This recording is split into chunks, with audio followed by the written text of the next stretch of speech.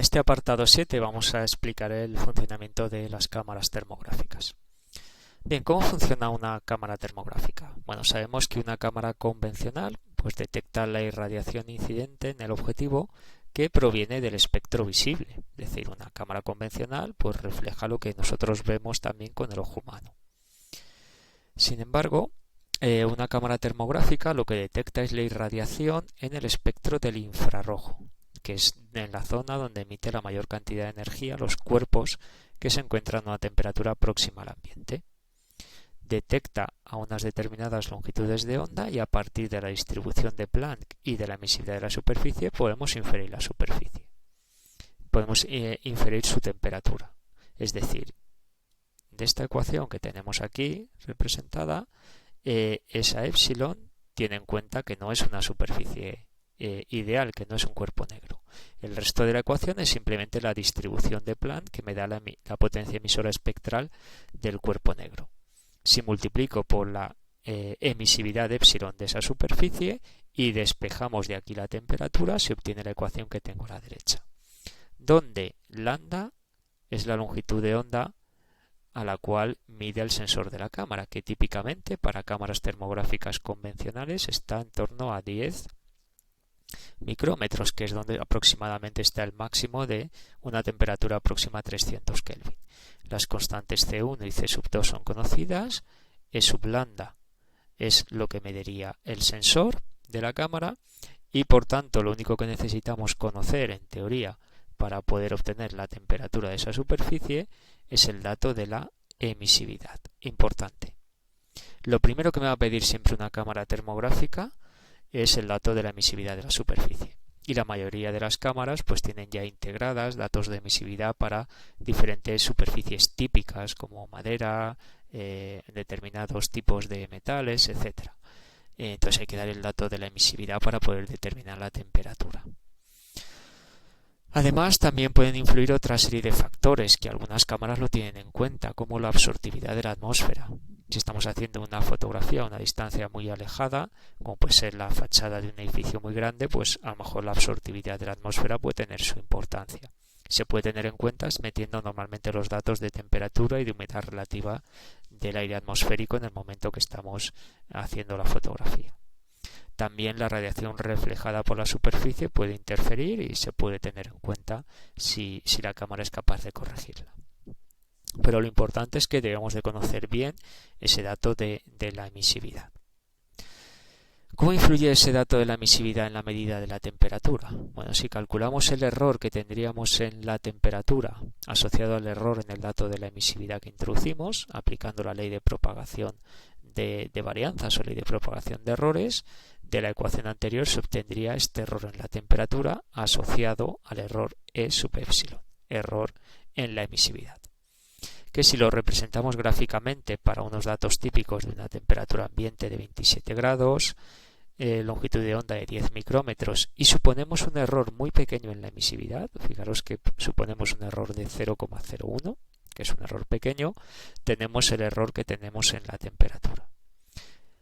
Podemos comprobar que cuando la emisividad de la superficie es muy baja, estamos en valores en torno a 0,1 por ahí, es decir, reflectividades muy elevadas porque estamos suponiendo que la superficie es opaca, ¿de acuerdo? Tau es 0, con lo cual me quedaría que alfa más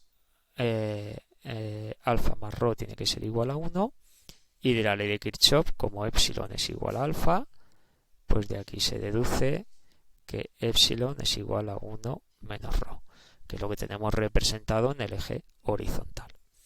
Para valores de emisividades muy bajas, en torno a 0,1, se obtiene un error de la temperatura muy elevado. Sin embargo, cuando la emisividad es muy alta, en torno a 0,91, el error es mucho más bajo, como podemos comprobar.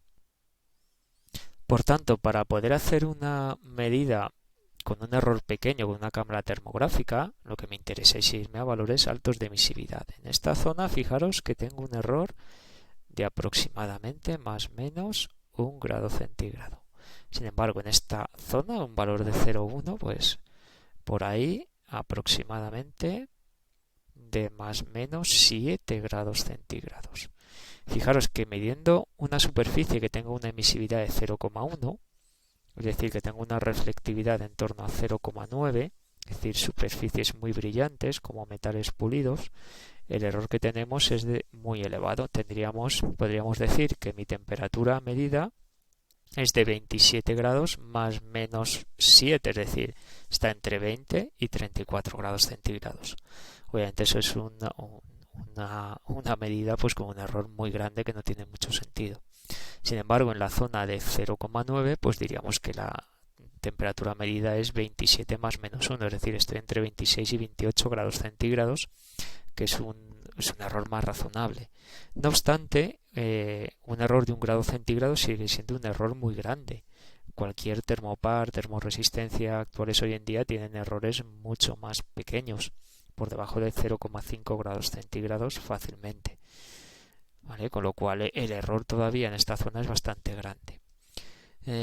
¿Qué queremos concluir con esta gráfica? Bien, pues que las cámaras termográficas son una herramienta muy útil para poder detectar variaciones de temperaturas, zonas calientes, zonas frías, pero los valores exactos numéricos de temperatura que nos da una cámara debemos de tomarlos con mucha precaución porque pueden tener mucho error, especialmente en superficies que tengan emisividades muy altas, en torno a 0,1, como por ejemplo metales puros.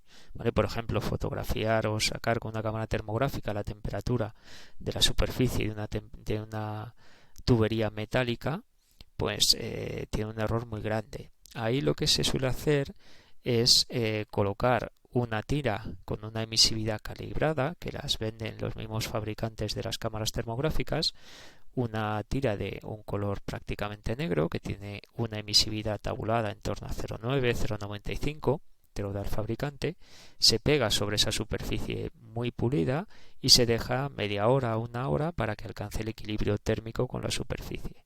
Y después se hace una fotografía a esa tira que hemos pegado y que conocemos con precisión su emisividad. De esa manera medimos con mucha más exactitud la temperatura con una cámara termográfica en superficies que sean muy reflectantes. No obstante, eso no quita lo que hemos dicho. Las cámaras termográficas, herramientas muy útiles para detectar zonas frías, zonas calientes, por ejemplo, para detectar una fachada de una vivienda y comprobar si está colocado correctamente el aislante sobre toda la superficie. Si hay una zona que no está aislada térmicamente, pues se detectará rápidamente porque vemos la zona mucho más fría que la zona que sí tiene colocado el aislante.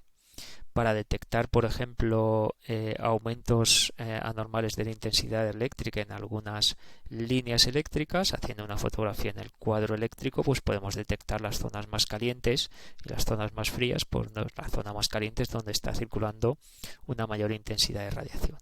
Para todo ese tipo de cosas, detectar zonas frías, puntos calientes, etcétera, es una herramienta magnífica porque además no es intrusiva, con lo cual nos podemos medir de manera indirecta la temperatura sin necesidad de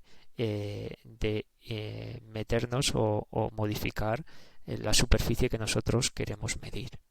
No es una herramienta intrusiva como si lo es, por ejemplo, tener que colocar un termopar o cualquier otro equipo de medida para la temperatura. No obstante, pues como decimos, si queremos tener una buena o una aceptable precisión en la medida de una cámara termográfica, es importante no solo conocer la emisividad, lo primero, pero además que esa emisividad sea lo más alta posible. Valores por encima de 0,9 son los ideales, es decir, superficies que reflejen muy poco. Para medir correctamente la temperatura con una cámara termográfica, pues su emisividad debe ser alta.